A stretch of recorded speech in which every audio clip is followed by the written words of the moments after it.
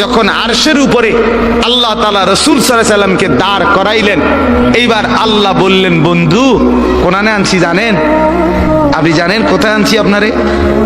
কয় যে আপনি যখন ছোটবেলায় জন্ম নিছেন, ছোট্টবেলায় ফেরেশতাদেরকে বলছিলাম, ফেরেশতারা আমার বন্ধুকে কোলে নাও, নিয়া আমার সৃষ্টির পূর্ব থেকে পশ্চিম পুরা দিগন্ত ঘুরাও, আমার গোটা সৃষ্টিকে বলো যে তারা যেন দেখে বন্ধু আমি কেমন বানাইলাম।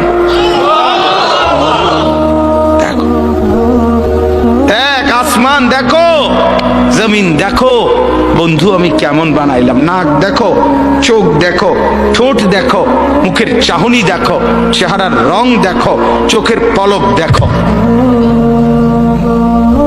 এরপরে আল্লাহ সাত আসমানে আরশে আজিমে নিয়ে এইবার আল্লাহ বললেন, বন্ধু সেদিন ছোট্টবেলায় কোলে আপনারে সবাই দেখছে, এবার সব কিছুর উপরে আইনা, উপরে শুধু আমি আল্লাহ, তার নিচেই আপনি, এবার আপনি দেখেন গোটা সৃষ্টি আমি কেমন বানাইলাম।